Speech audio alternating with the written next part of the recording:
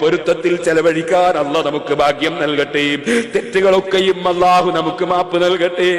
ഓ സഹോദരന്മാരെ, മരിച്ചങ്ങ് കിടക്കുമ്പോ എല്ലാ കുപ്പായവും അഴിച്ചുപോയി.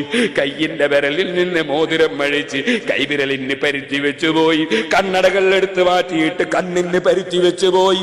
എന്നിട്ടോ അതാ കാറിലാണ് വരുന്നത്. നേരത്തെ ഇവിടെ പറഞ്ഞു ഗവൺമെന്റിന്റെ കാറിലാണ് പോകുന്നത്. ഞാൻ പറഞ്ഞു നാട്ടിലെനിക്ക് ഒരാൾ തന്ന കാറിലാണ് പോകുന്നത്. എല്ലാ കാറിൽ നിന്നും ഈ പാവപ്പെട്ടവൻ ഇറങ്ങണം, എല്ലാവരും ഇറങ്ങണം. എല്ലാ കൊട്ടാരത്തിൽ നിന്നും വീട്ടിൽ നിന്നും ഇറങ്ങണം, എല്ലാ ഓഫീസിൽ നിന്നും ഇറങ്ങണം. മയ്യത്ത് കട്ടിലിൽ കയറിയൊരു യാത്രയുണ്ട്, ആളുകൾ എടുത്തുകൊണ്ട് പോകുന്നൊരു യാത്രയുണ്ട്. അത് എല്ലാ എയർ കണ്ടീഷനും കഴിഞ്ഞു പോയി.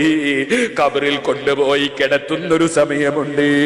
ഇപ്പോൾ ചെന്നാൽ എവിടെയും കട്ടിലുണ്ട്, ഹോട്ടലിൽ കട്ടിലുണ്ട്. നിങ്ങളെ റൂമിൽ വന്നാൽ കട്ടിൽ തരാൻ നിങ്ങളുണ്ട്. പക്ഷേ ഒരു കട്ടിലുമില്ലാതെ എന്നെ കൊണ്ടുപോയി വെറും മണ്ണിൽ കിടത്തുന്നൊരു സമയമുണ്ട്. ഇപ്പോൾ ഇറങ്ങിപ്പോകുന്ന സമയത്തൊരൽപ്പം മണ്ണ് എന്റെ കുപ്പായത്തിൽ തെറിച്ചു പോയാൽ ഉസ്താദേ കഴുകിക്കോളൂ എന്ന് പറഞ്ഞടുത്ത് വരുന്ന ശിഷ്യന്മാരുണ്ടാകാം, സ്നേഹിതന്മാരുണ്ടാകാം, ദീനീ പ്രവർത്തകരുണ്ടാകാം, സന്താനങ്ങളുണ്ടാകാം, ബന്ധപ്പെട്ടവരുണ്ടാകാം, ഭാര്യയുണ്ടാകാം. പക്ഷേ എടുത്തുകൊണ്ടുപോയി കബറിലങ്ങ് വെക്കുമ്പോ അതാ കബിൾത്തടത്തിന്റെ ഭാഗത്ത് നിന്ന് കഫൻ തുണി നീക്കിയിട്ട് അതാ നനഞ്ഞ മണ്ണെടുത്ത് അത് കുഴച്ചിട്ട് എന്റെ കബിൾത്തടത്തിന് എന്റെ സ്നേഹിതന്മാർ വെച്ചു തരുന്നൊരു സമയമുണ്ട്. ശേഷം കബറങ്ങ് മൂടുമ്പോ ഫാനില്ല, എയർ കണ്ടീഷൻ ഇല്ല. അതിന്റെ ഉള്ളിൽ മൂടിയതിന് ശേഷം അതാ സ്നേഹിതന്മാരും ശിഷ്യന്മാരും പ്രവർത്തകരും നേതാക്കളും ഉസ്താദുമാരും ബന്ധപ്പെട്ടവരും അതിന്റെ ചുറ്റുഭാഗത്ത് നിന്നിട്ട് കൈകൊണ്ടതാ മണ്ണ് വാരി മിൻഹാ ഖലഖനാകും വഫീഹാ നുഈദുകും വമിൻഹാ നുഖ്രിജുകും താറത്തൻ നുഖ്റാ. എവിടെ അഹങ്കാരം, എവിടെ സ്ഥാനമാനം, എവിടെ ബഹുമാനം. ഖബറിന്റെ ഉള്ളിൽ വെച്ചിട്ട് ഇതാ ഇതിൽ നിന്ന് നിന്നെ നമ്മൾ പഠിച്ചു, ആ മണ്ണിലേക്ക് മടക്കുന്നു, ആ മണ്ണിൽ നിന്നും പുറത്തേക്ക് കൊണ്ടുവരുമെന്നറിയിക്കുന്ന ആയത്തോതി പ്രിയപ്പെട്ടവർ മണ്ണ് വാരിയിട്ട് മൂടി തിരിച്ചു പോകുന്നൊരു സമയമുണ്ട് മുസ്ലിമീങ്ങളെ. അസ്റഫുൽ ഖൽഖ് സല്ലല്ലാഹു അലൈഹി വസല്ലം അതാ സഅദ് റളിയല്ലാഹു അൻഹുവിന്റെ ഖബറിന്റെ സമീപത്ത് നിന്ന് ഖബറൊക്കെ മറവാടി കഴിഞ്ഞതിന് ശേഷം സുബ്ഹാനല്ലാഹ് സുബ്ഹാനല്ലാഹ് സുബ്ഹാനല്ലാഹ് റബ്ബിന്റെ പരിശുദ്ധത വാഴ്ത്തി ദിക്റ് ചൊല്ലുന്നു.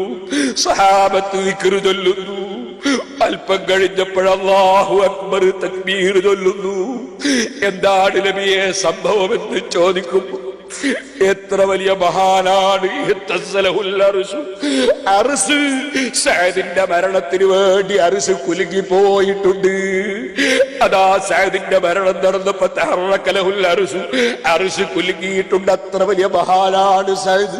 പക്ഷേ ഖബറിലങ്ങ് കൊണ്ടുപോയി വെച്ചപ്പോ ഖബറ് രണ്ട് ഭാഗത്ത് നിന്ന് ഒന്നങ്ങ് അടുത്ത് ഒന്നടച്ചു കൂട്ടിയപ്പോൾ സഅദ് റളിയല്ലാഹു അൻഹുവിന്റെ അതാ വാരിയെല്ലുകൾ കോർത്തുപോയി.